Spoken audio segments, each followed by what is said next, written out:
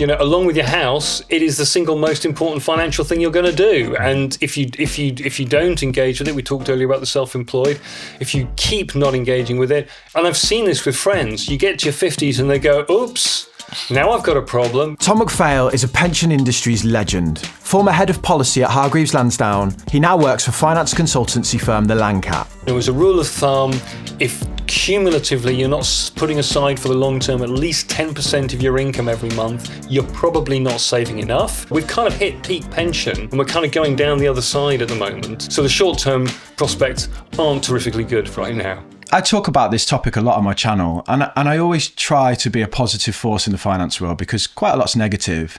But I actively am negative about this topic when I talk to people because I think it's important to be, because I think there's a huge problem with pensions coming in the not so distant future, just on the horizon, and in 20 to 30 years as well.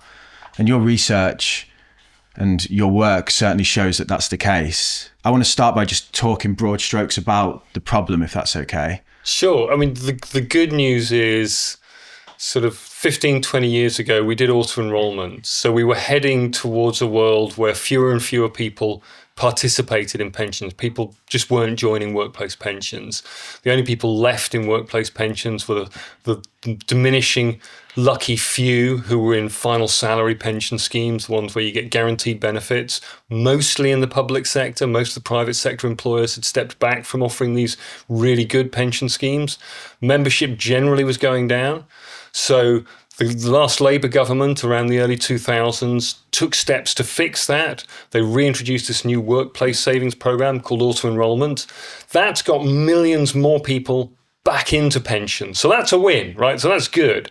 The problem is there are still millions of people who, A, aren't in a pension, and B, even the ones who are in a pension still aren't saving nearly enough. And whilst it's great we're all living longer, the cost of providing for retirement keeps going up because we're all living longer. And at the same time, state finances have come under quite a lot of pressure. So the sustainability of the state pension is also increasingly uncertain. So whilst we've made some progress, we're having to run quite fast just to stand still. There's quite a big load of progress, there wasn't there? There was a big shift from pensioners who lived in poverty to not. Did it go from a third to about 10%? Yeah, so it dropped a lot. And in fact, if you look at the data, there are still pensioners in poverty. And in fact, the numbers have gone back up again a bit in recent years.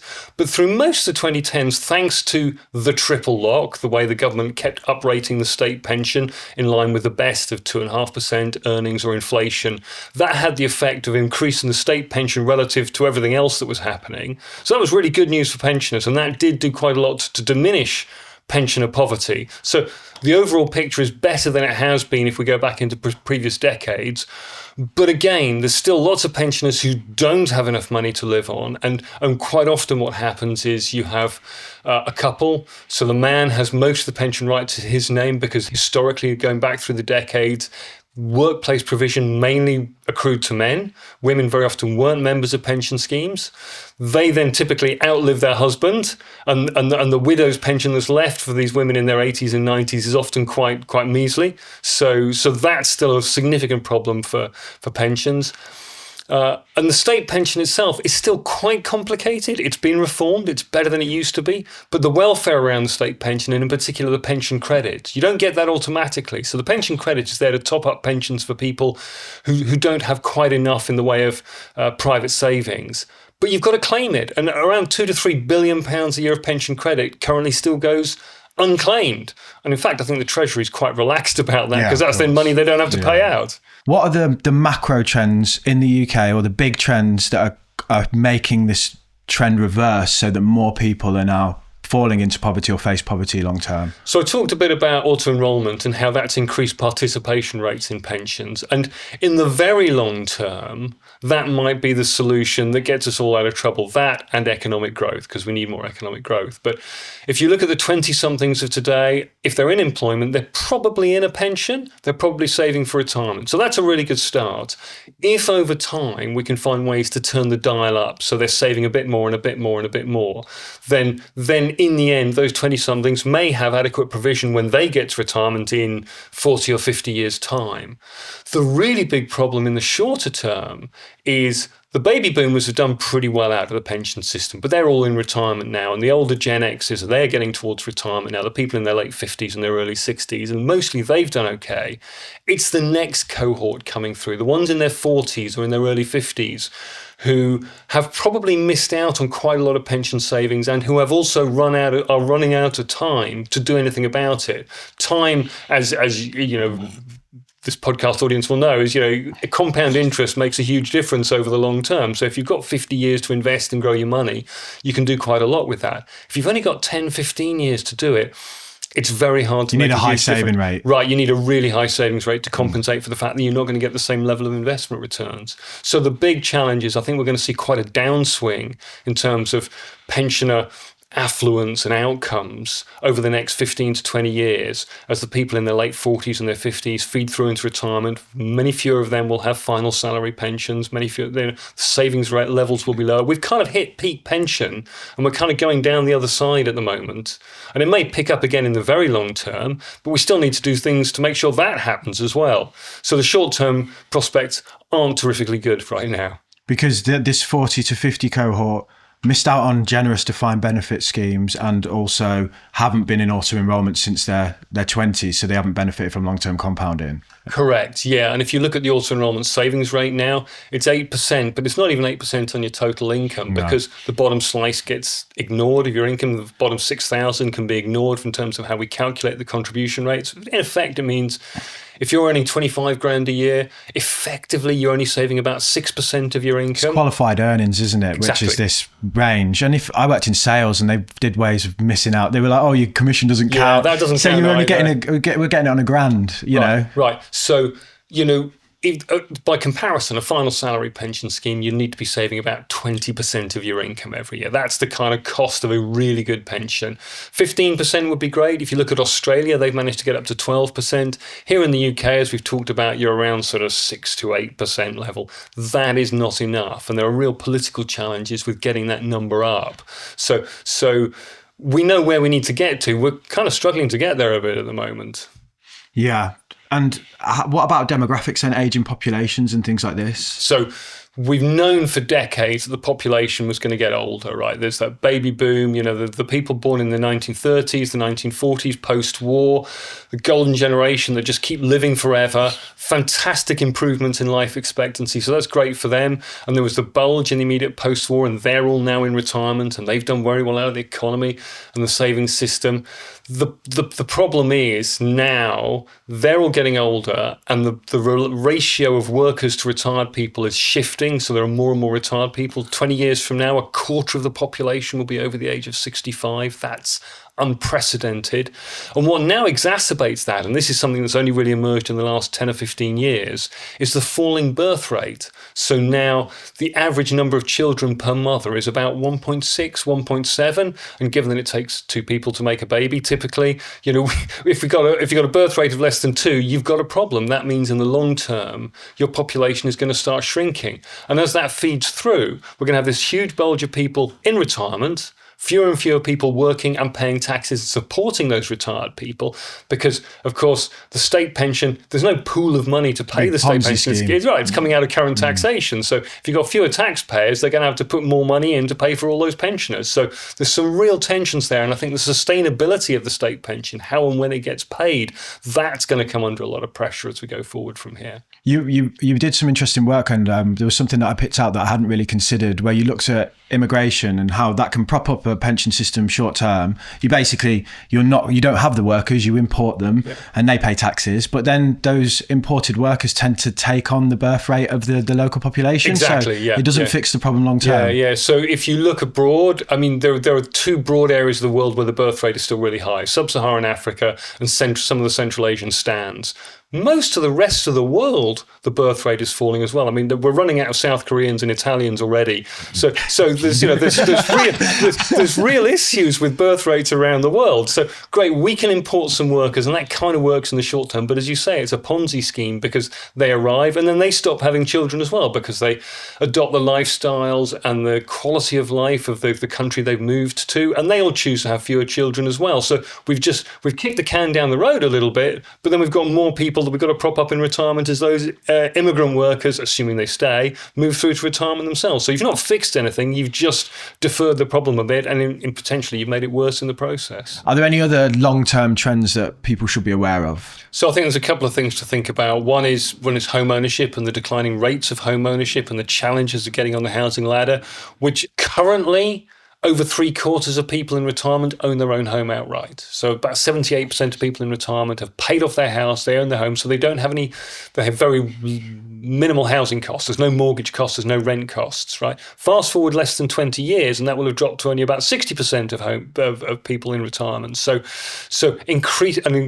pretty substantial minority of people in retirement suddenly will still have to pay for rent because they won't own their own home. You found that doubled the pot they need, right? So that has a horrible effect on the amount of money they need in retirement. And then, either you save a lot of money because you haven't bought your own home and then you can afford to live off your retirement savings and keep paying your rent in retirement, or you're just going to have to claim housing benefit which means you need to run down all your savings entirely and just live off welfare for the rest of your life, state pension and housing benefit. And that doesn't feel like an attractive strategy. After working your whole life. Right. So I think that challenge of declining home ownership is going to become a further complication in the system. Which we answered this question the other day and there's a lot of disagreement, and the question was, should I prioritize pension or home ownership? I said, personally, my view was that you should be in the auto enrollment as soon as you can and then save for a home on the side. But people disagreed. People said, no, get a house, then focus on a pension. What's your thoughts? Yeah, well, so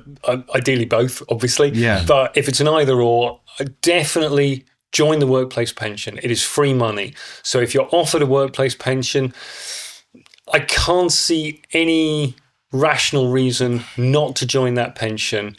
Unless you literally cannot eat because you're so tight on your income, that you actually genuinely cannot afford to live, join the workplace pension, get the free money from your employer.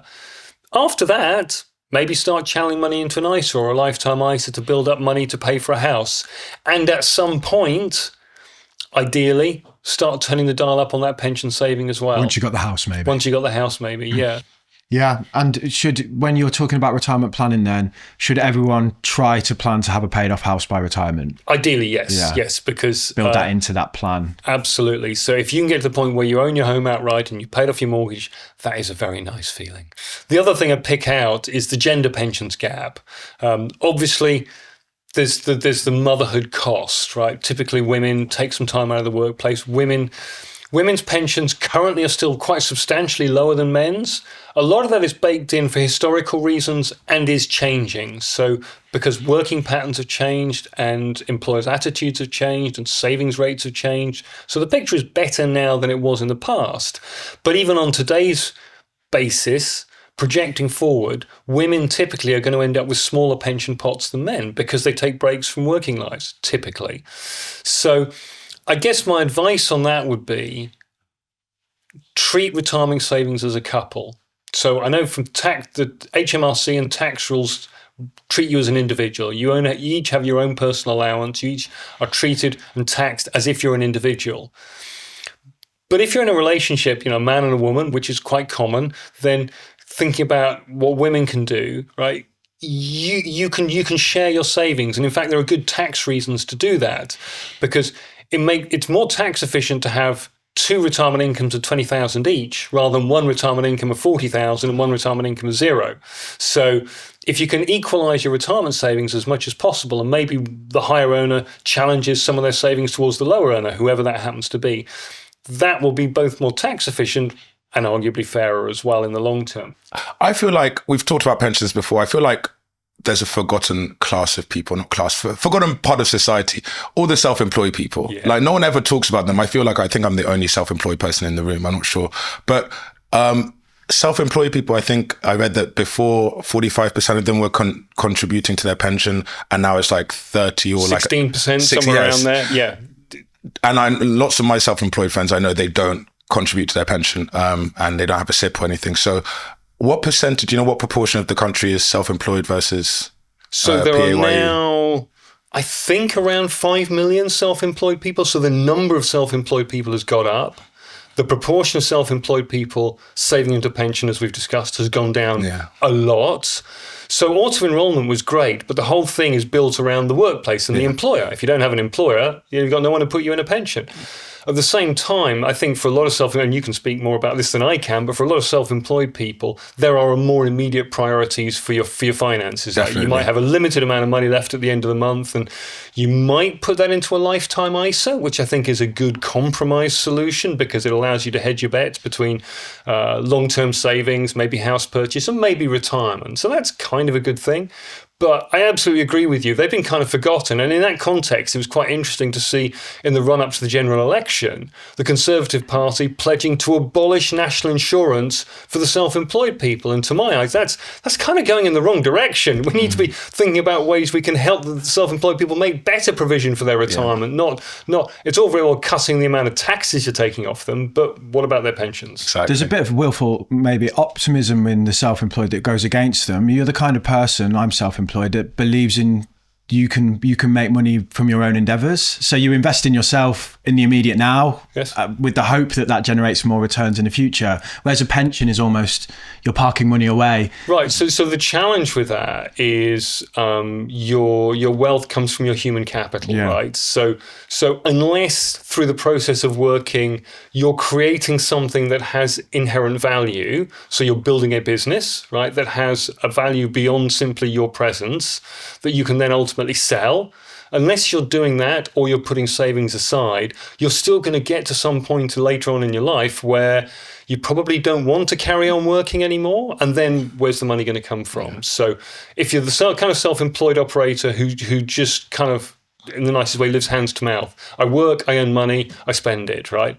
That's fine. But if you're not building a business that has value that you can sell, some point in the future, you're going to bump up against a problem. And there is no simple mechanism like there was with auto-enrollment to make it easy for self-employed people to put money aside for the long term. You have to do it yourself. You have to make that active choice. And quite understandably, a lot of self-employed people aren't at the moment. There's lots of tax benefits, though. You know, if people understood them, it's quite a good thing to do, especially within a limited company structure because of the avoidance of corporation tax. Yes, or if you're a high rate taxpayer through income tax, the kickbacks you get from the government. Yes, it's worth it. And I guess if I had one message for the self-employed, it would be, I'm not here to tell you what to do, though, as you say, pensions are a good way to save retirement because of the tax breaks. But you need to work out a plan that means you've got built up some kind of store of value that can provide for you in retirement. And it might be buying a second house. You might choose to invest in the property market. You might choose to plow money into ISAs because they're more flexible and you can get the money back if you need to. The tax breaks aren't quite as good as a pension, but they're more flexible. Or you might choose to take advantage of the tax breaks in pensions. The one thing you shouldn't do is do nothing. Yeah. 30% of men by the age of 30 see some sort of male pattern baldness. I had insanely thick hair all my life, and then in the last couple of years, my hairline's just started running to the back of my head. Not one to go bald quietly, I started using Manual. Their service is great, really easy to use. Just go onto their website, fill out a quick questionnaire, and they'll send you a personalised treatment plan made up of clinically proven treatments such as minoxidil. No need for an appointment or to leave the house. It all just comes straight to your front door. I've been really happy with the results for myself. I've been using it for just over 12 months now.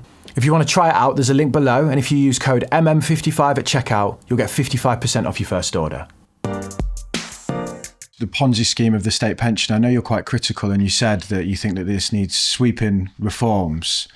Do you want to explain, first of all, why it doesn't work in its current format, the state pension? So I think it has worked. I think because of those things we've talked about, because of the aging population, which on its own we were kind of managing, but throw in the declining birth rate as well, and it starts to look increasingly difficult to sustain. And that's why we've seen the government first raise the retirement age for women from 60 to 65. Then they pushed everybody's retirement age up to 66. It's about to go to 67. Then it's set to go to 68. And already we're asking questions, well, is even that going to be enough? And then you get the problem that life expectancy, quality of life across the country is extremely varied. Like if you go to Blackpool, life expectancy there is 10, 12, 15 years lower than it is for someone living in, say, Dorset. I live right next to Blackpool. I'm on the final stretch already. So I live up that way myself, so I'm not picking on Blackpool. I'm in Southport, so I can see it across the water, but it's an hour drive. So yeah, we don't.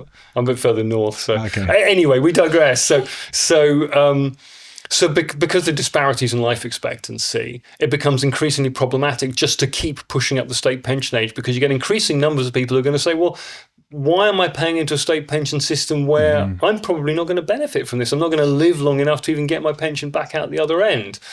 So you have to start asking questions around, well, do we means test it? Do we say, okay, rich people just don't get the state pension anymore. They don't need it. They've got lots of money. We're just not going to give it to you, because that's quite a difficult message to sell. And in fact, still got to pay into it though. Still got to pay into it. And actually means testing is pretty bureaucratic. So it costs a lot of money to administer as well. Do you test people's eligibility for the state pension based on their life expectancy? Do you say, well, you're in good health, you young men sitting across the table from me, you're obviously very healthy, you're not going to get your state pension until you're 80 because you're going to live for another 20 years after that. I mean, that's very divisive. That's a really problematic thing to do as well. So there's no easy answers to that. And by the way, more than 50% of retirees rely on the state pension for more than 50% of their retirement income. Even the richest cohort, it's a third of their income. It's a really important slice of people's retirement income. So you can't just turn the tap off, right? So then how do you manage that? Because as the population ages, more and more of the state spending has to be diverted into pensions. And of course, it's not just pensions. You've got social care and you've got healthcare as well. Over the next 50 years, the proportion of state spending devoted to pensions, social care and healthcare is set to rise from 15% today to 25% of state spending. More and more of the state, at a time when we need to spend more on defence and other things as well, more and more state spending is going to have to be devoted to paying for those older people. And in that context, how do we prop up a state pension? So the only thing that fixes that is getting people to save more of their own money to build up private savings. Now, you can do other things as well. Like over the long term, we could take a 50-year run up at it and say, let's just start diverting a little bit of state money now into a national wealth fund, a pool of money that's run and owned by the state that in 40 or 50 years' time could build up to the kind of level where it could sustainably pay for some of the state pensions rather than it all coming out of current taxation. Maybe that's the kind of solution we need to look at now. So it's great that politicians are talking about possibly doing a review of pensions, but I think they need to think quite radically, because these are really big problems that need quite a long run up to fix. You know Bill Ackman, the investor? No, I don't. He's like they call him like the new Warren Buffett. I don't know if he is. He's just a value investor. But he spoke about this idea that rather than, what we do is essentially we backload the pension work, don't we? We give it, we take the tax, we pay it. There's no compounding, there's no leverage of time. So instead, when a child is born, put £5,000, dollars, whatever, into an account in a global index in like a SIP kind of product. Sit back, let compound interest do its thing. It's £1 million by 60. Yeah. Obviously, inflation's going to eat away at that, but it's something, right? It means that at 20, you auto-enroll them in and they've already had 20 years worth of compounding. And that takes the pressure from 150 billion a year to say 5 billion a year. And you would basically say, almost like smoking, anyone born from today will never get state pension. And then you maybe have national insurance that pays for that instead. Yeah. I don't know if there's holes in that plan, but essentially it's sound. I mean, and as an aside, if you're a wealthy individual today and you've got children, ploughing money into a pension for your children from the get-go, as you've just described, is one of the most generous gifts you can make to your children. And by the time they get to 20, they've already done a huge amount of the heavy lifting that's needed to provide for their retirement further down the line. My own experience with my own children is they'd rather have the money now. Of course, but they can't touch it if it's that's what Damon gave me the knowledge on that. I got my son a junior ISA and a SIP. So I'm like, if he wants to blow the ISA when he gets to 18 or like spend it on a car or something, he can. But I prefer if he put more money into it himself. But the SIP, at least, that's safe. Like Peugeot 206 with a body kit at 18. And spinning rims. When he figures out he needs to sort his life out at 35, he's got a SIP that's done some compounding. Exactly. Which I really like. And he can take over. So back to your question, in theory, the state could start doing that now. I mean, the problem is we're talking about, top of my head, like, 12 million people of this country under the age of 18. I mean, it's something in that kind of ballpark, right? So putting thousands of pounds into an account for them, and there's several 100,000 babies being born in this country every year. We're not talking small change here. So it's quite big money. So it's how you find the money given the current constraints of public spending already. But maybe they could start small and just it would get more expensive before it dies, because you'd basically need the current generation to die to remove the costs. So you sort of end up paying for two systems at once in the short term. So it will be expensive initially, you're right. But, you could maybe start small and start building it up. And I think that something that takes us around that road, we've got caught in this trap of pay-as-you-go state pensions, and that wasn't a problem until suddenly everyone started living longer and the working age population started shrinking, and then the tensions have emerged. Yeah, you speak about the social contract as well, and decide you need to believe that you're going to get one to pay into it, don't you? Well, yeah, and why as a politician would you fess up and say to the 20 and 30-somethings today, look, I want you to keep paying the taxes because our pensioners need that money today, but to be honest, I'm not sure you're going to get your state pension when you get there. I mean, politically, that's just not going to wash, is it? So we have to maintain this assumption. I mean, I hesitate to use the word fiction, but we have to stick to the narrative of, yes, it's all going to be fine. Everybody just keep paying in and everybody will get their share in due course. And to a degree, that works. But you look at the numbers and you think, well, am I going to get a good deal out of this? Maybe I'll get something. Will I get back as much as I've put in? I'm not sure anymore. And the worst thing about it is, if people weren't paying for the state pension system, they'd have more money to save for their private pensions. Yeah. Well, they would. Obviously, their grandparents would be destitute at that point, so that's awkward. You're going to have some tough conversations with Granny. But look, sorry, it's all about me now, Granny. You've had your turn. Yeah. So look, there's no simple answers with all of this. But yeah, I think to a degree that's what auto enrollment was trying to do. It was trying to say, look, okay, let's just reset private savings and start building up the pot and use the leverage of employer contributions to build up an adequate private provision that then might give us a bit more flexibility in the long term around the demands on the state pension. But that's stalled, as we talked about. The auto enrollment is like a great example of a psychological nudge, where it just relies on people's apathy towards cancelling something, doesn't it? They found that if you ask people to sign up, they won't. But if you auto-enroll them and ask them to opt out, only 10% of people will. And an illustration of the genius of this was even the Department for Work and Pensions' own forecasts when auto-enrollment was introduced were that around 30% of people were going to opt out. The people would get put in and then would have really high numbers of opt-outs. The reality was it's been consistently below 10%. Yeah. So people do opt out, but quite often then, because we also re-enroll them every 3 years, relentlessly, we just keep sticking them back in and we wear them down, and in the end, and whenever they change jobs and things like this, back in again. Will, our producer at the back, when I first started this podcast, he was like, I opted out of that crap. I was like, get yourself back in that thing now. Free money. Yeah. And that's the thing. It is free money. I think what I think is interesting with that is how that program has now stalled. So in 2017, there was a review of auto enrollment, and there was a recommendation to take that bottom slice of earnings disregard away, so that pension contributions would be calculated from the first pound of your income rather than cutting off the first £6,000 of your income. So do that, and also start auto enrollment from age 18 instead of 22. These were not controversial proposals. Everybody agreed that was what we needed to do. And here we are in 2024, and it still hasn't happened. So even that simple adjustment to the original program of auto-enrollment, we haven't even managed to make those simple, small changes.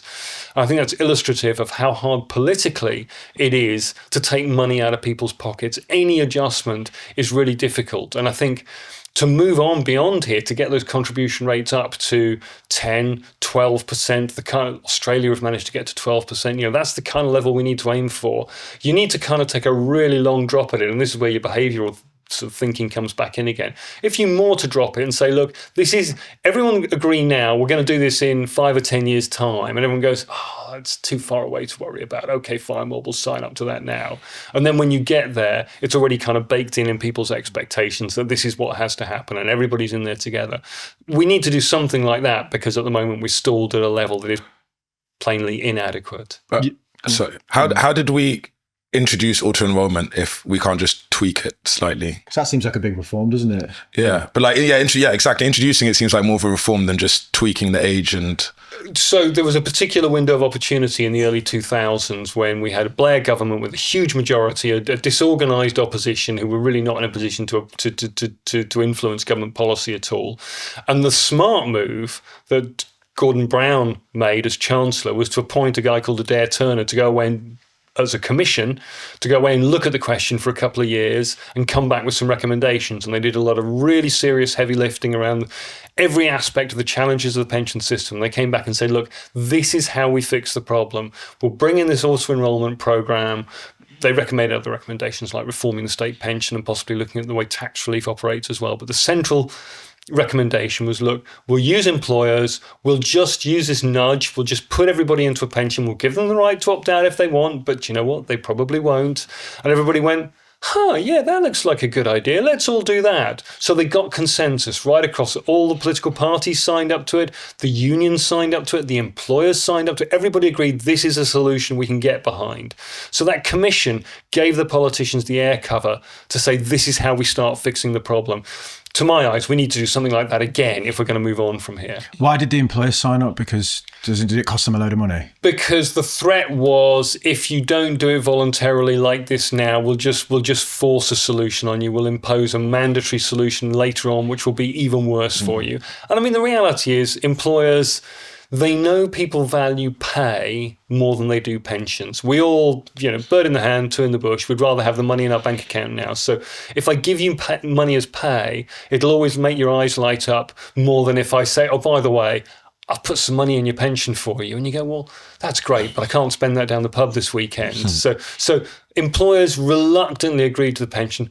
At the same time, they know that if we have a workforce with no retirement provision, in the end, it's a collective problem that we all have to deal with. So, they were slightly reluctant, but they were also willing to go along with it because they recognised they had a role to play in it. I can see the importance of increasing the saving rate and getting it up to 15%, but I can also acknowledge the difficulty in doing that at a time of cost of living crisis and all of these things. Would not a better approach initially just to increase the participation people have in their own pension to get them out of default funds, so they're not just sat in funds that take little risk? I've got a big issue with the default funds when I look at them. I'm with you on that. And one of the problems with the auto-enrollment system, it's become a victim of its own success, is you have very little control over your retirement savings, right? So when you change jobs and you go to a new employer, your employer says, right, I'm putting you in this pension. And you might say to the employer, but hang on, I joined a pension 2 years ago. I've already got a pension. In fact, I've already got 3 pensions because I've been through a couple of jobs already. And every time I change jobs, my new employer gives me another pension. Yeah. It's like, this is doing my head in. Imagine if that was your bank account and every time you change jobs, your employer said, well, if you want pay, you're going to have to join this bank account that I've picked out for you. And you'd be going, hang on, I've banked with this bank for years. I'm happy with that. So I think there's a bit of an ownership problem, a bit of an agency problem with pensions that it makes it harder for people to own that. So I agree with you about the default funds, and they do tend to be excessively cautious.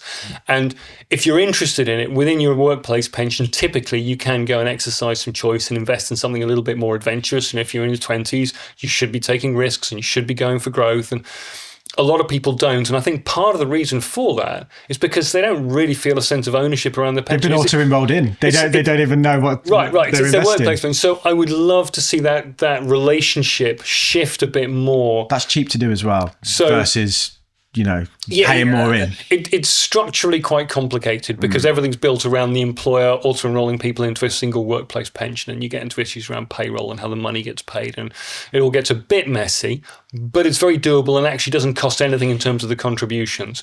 And in the process, and by the way, coming back to the self-employed, most self-employed people go through a period of employment at some point in their lives. I don't know if you guys have. Yeah. Right. Yeah. So if you had been auto-enrolled into a workplace pension, so you arrive in the workforce at the age of 18 or 20 or 24 or whatever, and you know nothing. So someone puts you in a pension and you go, magnificent. I'm glad you did that because I didn't really know what I was doing, and now I've got a pension. But thereafter, if you owned that pension, when you then went self-employed or when you went to your next job, you could take that pension with you and say to your new employer, you're putting your money into my pension because it's my pension, or now I'm self-employed, I own that pension. Do you know what? I should probably keep contributing to it. And your pension company was dropping you an email and saying, by the way, mate, I noticed you stopped contributing. Are you self-employed now? Have you thought about keeping your contributions going? Because it's in everybody's interest you do that. I think it could help flip that relationship a bit. That's a really good idea. Pot for life is This kind is of the pot for life this is idea. what you're circling on. Yeah. Which is what the Conservative government's been flirting with and they've consulted on. Labour have looked at it. Obviously, we've got the general election now, so new government, and it's not immediately clear whether that pot for life idea will survive through into the new government. But yeah, I think it's a really good idea. I think that shift in ownership and the relationship with retirement savings would have potentially quite a profound effect on how people see their retirement savings. Even just, the pot for life, a great idea, and I'd love it. Like a SIP that you could carry around with you everywhere, and you can maybe pick the fund providers, because at the minute, let's face it, the people on the PSL, as I would call it, the people who can provide the auto enrollment. Thank you. Sorry. Thank you. It's about time. It was in my head. It's been itching. What's a PSL? Preferred supplier list. It's a sales term, as in the way I see the current auto enrollment scheme is there's a handful of very privileged companies that are like the 10 providers of auto enrollment, and there's like 5 or 6 of them that eat the whole market. Own 80% of the market. Yeah, like the People's Pension Nest, these kind of, and the variance in fees across them and the variance in fund choices is staggering. Well, for me personally, I think some of them are rip-off merchants when I look at the fees. But you have no control over that. Well, exactly. So your employer just says, "Look, I'll pick this pension for you. That's the one you're joining." Yeah. Like Nest have got like 7 funds. The Sharia fund is the only one that's 100% global exposure. The default fund de-risks you for the first 5 years because they're worried that you might leave and then they de-risk you for 15 Super years cautious. at the end. But that was constructed from the trustee's perspective, right? It wasn't constructed from the perspective as you as an individual. And if you're an engaged individual who cares about your retirement savings and wants to build them, that's probably not the best choice for you. But as you say, you have very limited choice around where you go with that. But can you move your pension over? You can switch funds within the pension scheme you're in, and periodically you can transfer money out of that pension scheme into another pension. But if you want to benefit from your employer's contributions, if you want to get the free money you have to stay there. But if you leave the company, then you can transfer the money at that point. There's a paper called Death by Default, which I thought was pretty good. This good title, and they did a study where they showed that by being in the default fund, that someone who could have been more cautious, and all we're talking is going from 60% equity to 100% global equity, that might cost them as much as £15,000 a year in retirement. We're saying like find extra money, just teach people that to pick a fund let's try and squeeze a bit more value out of the money we've got, right? And then 15 grand a year is a lot. That's the whole state pension. There's the answer. We don't need to say to everyone, "Oh, you got to pay 15% in," or "We need to tear up the book." Yes, and this is also why I think the pot for life idea makes sense, because it would give you complete control over that, and you could exercise choice on exactly where the money went. And it's not just about the investment choices; it's about making it easy for people. And a minority of pension providers have got really good at developing apps, and just to pick an example at random, I'm really interested in the way, Lloyds Bank now owns Scottish Widows, right? So there's a real opportunity there to integrate the financial system so you could have not just your banking, but your savings and your investments and your personal finance all in one place. Well, that's an interesting opportunity. Now, whether they will deliver on that remains to be seen. They've got quite a nice banking app already, but you might choose to move your money there, just picking them as I'm not recommending them, but picking them as an example. You might choose to move your money there because of the technology they offer as well. So it's not just about the investment choices and the charge. It's also, I think, really importantly about what works for you as an individual. Even Vanguard have conceded they need an app. They had this thing, they're introducing Beacon into the UK because they've been like, God, kids like apps, it turns out, But yeah, I think the tech needs to be clear. And what the robo-investors did was show that if you communicate investment in a simpler language, people participate, right? Yeah. And they say, "Oh, we make it easier." They're just another middleman, aren't they? And they put you in a global fund behind the scenes, but they go, "Oh, are you an owl or a fox or a pigeon?" in terms of your risk preference, and people like that.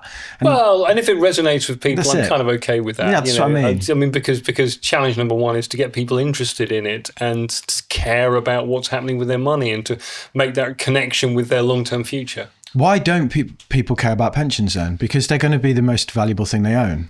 because they're abstract and they're complicated and they're deferred gratification, and these are all things that are not natural to us as animals. We don't think in those kind of terms. So by comparison, here's some money now. It'll put food on your table. It will enable you to go on holiday. It'll, you can go to the pub with it. I can get that. That's immediate and simple and gratifying, right? So I get why people struggle with pensions conceptually, and there's just always something more interesting to do. I get that. At the same time, along with your house, it is the single most important financial thing you're going to do. And if you don't engage with it, we talked earlier about the self-employed, if you keep not engaging with it, and I've seen this with friends, you get to your 50s and they go, oops, now I've got a problem. Yeah, well, we tried to tell you earlier. Really wish you'd listened more. So we have to keep trying to engage people, and that's why I like the apps and the robos and the innovative firms that try to find ways to make it easy for people. I think that's a really important part of the equation. And have you seen, being industry facing, that has made a difference? Yes, it can do. So it's not easy, and I think it is still very much a work in progress. I think, the technology has come on in such a long way in the last 10 years. I think the financial regulator hasn't made it easy for firms in the past. The constraints around what constitutes regulated advice and what firms can and can't say to their customers, that hasn't helped. The regulator recognizes that, and they're trying to make it easier for financial firms to give customers information that will help steer them towards better outcomes. It's a work in progress. Pop quiz. Have you ever heard of ISO 27001 or SOC 2? If not, well, honestly, let me tell you, you're one of the lucky ones, because you haven't had to deal with the pain of proving your compliance with these security standards in your company. But if you're building a business, you might hear them soon. If you've heard of these acronyms, have you heard of Vanta? Vanta automates compliance for these major security standards and more, so you can prove that your company is secure quickly and easily. This is vital now, because a lot of big companies and companies outside the UK will only do business if you meet these standards. Vanta can just save you loads of time and money proving that you're compliant, and they have over 7,000 customers, including huge organisations like Cora and Flow Health. If you need better security compliance to land more deals, you can get $1,000 off by heading to vanta.com/makingmoney. At this stage, though, shouldn't it just be taught in school? Like, pensions should be like a topic, because it's all to do with the country and the government and all of our futures. Shouldn't it be like very important and be on the syllabus rather than learning about the Battle of Hastings or like 1066 and all these Battle things? Of Hastings is exciting. It's good banter. No, that's some good stuff. But it doesn't really help me when I'm like 60 and I'm broke. So the problem with that, so I'm not disagreeing with you. The challenge with that perhaps is when you're 16, 17, 18, however old, right? Back to the point about them being quite abstract. This is how a mortgage works. This is how a fixed rate deal works. This is what a Sharia fund looks like. This is what a balanced risk fund looks like. This is what a good savings. This is how pensions work. This is what unit allocations look like. What? Come on, show me something more interesting. So crypto, right. So the challenge, which is why what you guys do is so important. The challenge is to do it in a way that actually engages and connects with people. And I think the challenge doing it through the school. So I'm not disagreeing with you. But the thing that we've always struggled with in terms of financial education in the school is delivering it in a way that it means something to people in their teens and that is still actionable and useful to them 4, 5, 6, 10 years later as they get into the workforce and they suddenly go, oh, now what was it they said about a mortgage or a pension or whatever? I remember now. I know how this works. Mm-hmm. It's not easy, right? You need KSI on it, something like that. So you KSI a bottle of Prime. That'll speak to my kids. So there's the Money and Pension Service, which is a free resource of financial information. It's slightly under-resourced. It's doing its best. In theory, that's somewhere that a young adult could go, I'm in the workforce now. I've got my pay packet. I need to think about this kind of stuff. They do basic financial information for you. But the outreach is quite difficult because it turns out, again, even as a young adult, I'm looking at other things. I'm looking at TikTok. I'm looking at Instagram. My attention is elsewhere, finding ways to connect. It's all about the connection again. It's all about making it relevant to people. The outreach is easy, I would say, because this is what I do for a living. It's just you're in the wrong places trying to talk to people, you know?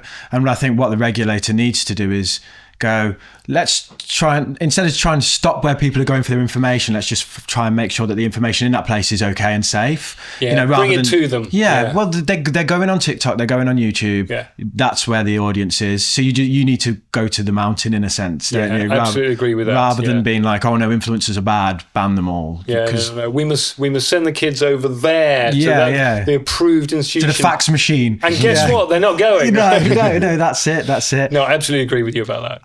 Are you hopeful overall? Because what we're being here is probably quite negative, aren't we, in terms of pensions and the outlook? But are you hopeful for the space? Yes. So I think we've got time on our side, right? So don't panic, right? We can fix these things. We've demonstrated in the past. We've had a really good pension system. We still have many good components of a good pension system. I think what we can't do is get complacent about it. So I think we're at a really pivotal moment in 2024 with a change of government or a new government coming in and a fresh pair of eyes on this. So, there's a big political shake-up going on at the moment. And that creates opportunities to rethink some of this kind of stuff. And so, yes, I'm optimistic in as much as we have the means at our disposal to make changes that will solve these challenges we've talked about. But if we take our eye off the ball, the problem will just keep getting worse. If we talk, so we've spoken about education, the tinkering at the edges that you mentioned in your work of raising ages and these kind of things, and then big political reform that may or may not happen. But you've alluded to one thing that you've spoken about in your work as well, which is growth. Yeah. I liked what you were saying around nuclear power plants and shale fracking or something like this. But you were talking about energy, saying we need cheap energy and things like this. Yes. Yeah. Could we talk about growth and how you feel that could help the pension industry? So, well, I think the pensions industry can help the growth. I mean, I think it goes both ways. And I think it's really interesting without wishing to get too nerdy about this. I'm looking at the big red nerd on, man. Get your nerd on. So let's talk about fiduciary duty. And there we go. Okay, that's a bit too nerdy. Okay, so pension schemes have got a couple of £1 trillion in their pockets, right? Big money, right? So the government, and it's interesting, we've heard all politicians now right across the House saying, do you know what we need to do? We need to get those pension funds investing some of that capital in ways that will stimulate the economy, that will help society. Now, the trustees, the fiduciaries, the guys that look after the money on behalf of the members, they're all going, well, hang on, that's not our job. Our job is to try and maximise investment returns for our members. We're given a remit, whether it's a Sharia fund or a global equity fund or a balanced risk fund, and then within that, we try and maximise returns for our members. And what you, the politicians, are saying to us is, don't just think about that. Think also about how you can help society with that capital, how you can stimulate economic growth, innovative finance, putting money into venture capital, building infrastructure, social projects. The Mansion House reforms. Exactly. All politicians are now talking about this, and some of them are talking about it with a bit of a green emphasis, how we can transition the economy to lower carbon. I've got mixed feelings about that. Perhaps how we can stimulate the economy to more investment growth. But whatever the set of parameters are, I think there's a change coming where the politicians are going to dictate to the pensions industry a bit more how we get investment growth. And, it's ironic that we've heard Keir Starmer talking about this. Well, this is exactly the same stuff Liz Truss was talking about in her brief tenure as Prime Minister. Basically, the politicians are agreeing we need more growth because that's the only thing that actually, in the end, will get us out of the economic hole we're in with this ageing population, stagnant growth, high taxation, lots of demands on the economy, defence, health, all the rest of it. If we don't have economic growth, we're all in trouble. The thing about this, though, is hearing Jeremy Hunt, a failed marmalade salesman in Japan, talk about carving out 5% of pensions to put into illiquid UK startups, that scares the shit out of me because it's the default funds again. So what you're basically saying is people who do not know what they're investing in, we're going to take 5% of their future and we're going to roll the dice on illiquid UK startups. Yep. That just doesn't sit comfortable with me as an investment approach. And I get we need to unlock the potential of these funds, but politicians are not investment professionals and politicians act in their own best interest short term. Do you see what I mean? There's a big conflict there that I think... Absolutely, which is why I think there's some really interesting conversations coming down the tracks between the politicians and the pensions industry about how we square the circle on that. The counter argument to that is you look at Canadian and Australian pension funds, right, who come over to the UK and buy all our assets. Those guys are going, do you know what? We've got big pools of money and we see some really interesting investments over in the UK. We're going to buy them up. And the politicians are quite reasonably saying, hang on, why isn't it our pension funds doing that? Why aren't our pension funds going around the world buying up other people's assets, or indeed pouring their capital back into the UK in the way that the Canadian pension funds do, because that helps stimulate the economy? So I have some sympathy with what the politicians are saying. I have some sympathy with the need for economic growth. But I also agree with you. In the process, you're crossing some lines in terms of, hang on, I thought that was my money. How come you're getting to tell me where my money has to be invested? Yeah, and is there a conflict as well from traditional finance in the terms of, let's say we take it out of global indexes and we put it into the Italian railway system? Do they lose their 1% fee? And the London is propped up on this basis of 1% of 2 trillion.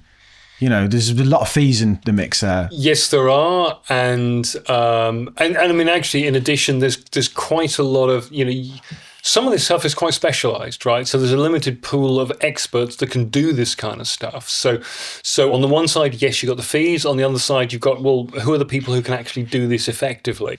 And the battle coming down the tracks is between the investment managers and the pension scheme trustees on behalf of the members currently, and maybe in the end, ultimately the members themselves, and what the politicians demand of them. And the politicians will say, well, look, in the end, it's all in everybody's interest that we stimulate the economy and we get more growth and everyone will win from it. And I think that's quite a robust conversation that needs to be had there about, well, okay, how do we make that work so it does actually work for everybody?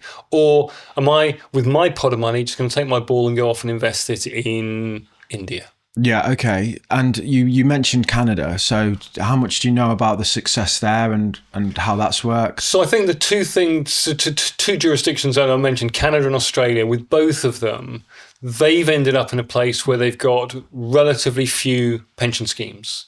And by comparison, the UK is still really cottage industry. We have several thousands of those defined benefit guaranteed pension schemes I talked about earlier. We have 27,000 defined contribution pension schemes, where you just pay money in and the investments grow and then you see what you get out the other end, right? There's 27. Is that funds or is that providers? Schemes. Okay. Right. And then there are thousands of funds within those schemes, right? Okay. It's just bonkers. I thought so when I was saying before there's like 10, these are just the tip of the iceberg. Right. So there are around 35 master trusts, which are the ones you were talking about, the People's Pension, Nest, Legal and General, Now Pensions. So there's a handful of big ones. But it's the company-specific schemes. Right. And then there's all the company-specific themes. And then there's around 25,000 really small schemes that have got fewer than 12 members in. There's a lot of cottage industry stuff out there. It's bonkers. Why are we doing this still? And every one of those schemes has a group of trustees, has an investment advisor, has an accountant, might have an actuary, has legal advice. I mean, there's a lot of big industry. A lot of snouts in the trough there, right? And so again, I think on the other side, we need fewer, bigger, better run pension schemes. We need to crash them all together. And that's where the Overton window is. There's political consensus that needs to happen, and it will happen. The only thing constraining that is the practicalities of crashing pension schemes together. The systems have got to be merged, data's got to be cleansed. Stuff takes time to do. So the only thing that's holding back is how quickly we can do it. So if we move to fewer, bigger, better run pension schemes, and we will, right, then it becomes easier for the politicians to dictate to those pension schemes where they invest. But also, if you've got one pension scheme with £50 billion in, rather than lots of little pension schemes with a few hundred million each, it then is actually easier for that big pension scheme to say, do you know what, I'm going to put my 1%, which is quite a chunky 1%, into some interesting growth prospects that will stimulate the British economy, as well as delivering long-term returns. And that's the thing, final point on those Canadian pension funds, they're happy to take 20-year views, right? They've got a relationship with their members where no one's knocking on the door saying, what do your quarterly returns look like? How are you delivering? We need to take a long-term view on this kind of stuff, and then it becomes easier to go for long-term growth, which in the long term can be better than just chasing short-term returns. In comparison, how many funds roughly are there or schemes are there in Canada? So I don't know about Canada. I know it's a relatively small number. In Australia, we're talking about a few dozen, right? It's like compared to thousands here in the UK. So, but then Australia went through their auto-enrollment 20 years ago. They're a lot further ahead than us. And they've done the Pot for Life thing that you talked about. So in many ways, they're quite a long way ahead of us. And a recent pensions minister, Guy Opperman, his mantra was, if you want to know where we're going with the UK system, just look at Australia. Okay. I mean, the interesting thing about Australia is two things there. They've completely means tested their state pension, right? So if you have lots of private savings, you get no state pension at all. And they've got a problem with people getting retirement with defined contribution. They've got a pot of money that they've saved up, and people are underspending it in retirement. They're too cautious about how they consume those retirement savings. So you've got people with poorer standards of living than actually they could have, because they don't know how to draw down effectively on their retirement savings. So that's become a bit of a problem in Australia. But in terms of the structure of the industry, I think they're sort of 10, 20 years ahead of us. And I think there's some lessons we can learn from them. Simplification then isn't, like, if we're talking about ways to increase the total value of the pot over time without just pouring more money in, which is a hard message, simplification's one through reduction of fees, because fees are corrosive to the long-term value. Yes, they are. So we need economic growth, we need investment returns, we need lower fees, we need simpler structure, we need to strip the admin out. So, and if you've got fewer, bigger, better run pension schemes, it should produce better value for all concerned. I do fear though, like, I think it was, which police department in America had loads of money in FTX? Do you know these kind of, I mean, I know they're horror stories, but well, the Enron pension scheme had the staff had most of their money in Enron shares. So, oh wow! So that didn't go so well. No. So there is that. So which is why, the trusteeship, the guardianship of the money, how that money, the custodianship of that, how that money is looked after is really, really important. You need people who can take a long-term view solely with the members' best interests in mind. Okay, so can we focus a little bit on the individual now, as in someone listening to this conversation who goes, okay, time to get serious. What are the practical steps that they can do tomorrow or in the next few years to improve their outlook? A couple of really simple things. If you're not in your workplace pension already, join it, right? Because it's free money. You put in 4% of your pay as a minimum. Your employer will put in 3% for you. The government will top that up with at least 1%. So you've doubled your money. You've put in 4%. Other people have put in 4%. There is no other investment you can get that doubles your money on day one. And yes, I know you're not going to get it back for decades, but you will get old. You will get old. Yeah. Most of us will, hopefully. Yeah. So the chances are pretty high that you get old than the die. Exactly. So you're going to need that money one day. So join your workplace pension, but also look at the terms of the workplace pension. And we'll come back to the self-employed again in a minute, right? But within the terms of the workplace pension, quite often employers, particularly larger employers, will say, look, I tell you what, if you put in, so the minimum is 4 and 4 effectively, or 4% and 3%. But I'll tell you what, if you put your contribution up to 5% or 6%, we'll put an extra 2 or 4% in. So they'll match or double match what you put in on top of the minimum. So take a look at that, because it may be that if you put in 5%, you'll get 6% from your employer. You're right near the 15 then. Right. All of a sudden things are looking good. If you put in 8% and your employer puts in 8% as well, boom, okay, now we're doing enough. So look at the terms your employer will offer you. And some of them will do a thing called salary sacrifice, where instead of paying you the money and then you put the money in, they pay it in and avoid national insurance costs on. So it becomes 100% employer contribution. That saves you national insurance. So there's some dodges there. For the self-employed, it's not as simple because there is no employer. But I would come back to that. Make a plan. I'm not prescriptive of whether it's a pension or a lifetime ISA if you're under the age of 40, or a conventional ISA, or investing in property. Just do something, right? And as a rule of thumb, if cumulatively you're not putting aside for the long term at least 10% of your income every month, you're probably not saving enough. But another thing that everybody can do is go online. There's lots of useful calculators online. The Money and Pension Service have one, but there's lots of commercial calculators available as well. And in 5 minutes less, you can plug in your age, when you're hoping to retire, how much you're earning, how much you're saving already, and it will spit out some numbers and say, right, this is what your future looks like. Another thing you can do is look at the pensions and lifetime savings associations.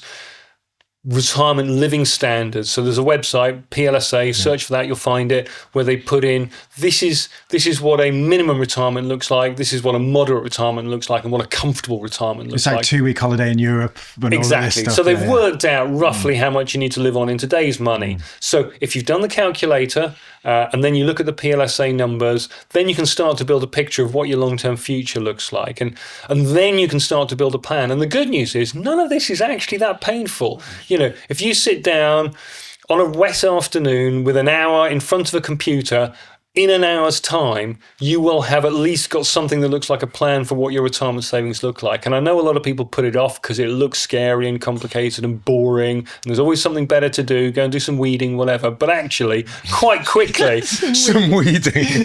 Quite quickly, so I'm from the country. So quite quickly, you know, you can actually get on top of it. And you know, I can speak from personal experience, the simple act of getting to that point, of understanding, framing the equation and understanding what the parameters of the equation are, just feels a whole lot better than not knowing. So you quite quickly you can get on control of it. The PSLA, the guidelines that you say, they're obviously in today's money, and someone like me and T are, you know, maybe even yourself, I don't know how old you are, sorry. I'm guessing a bit older than you guys. I don't know, you never know. Black don't crack. Black don't crack. I don't know about this guy, but yeah. White looks shite.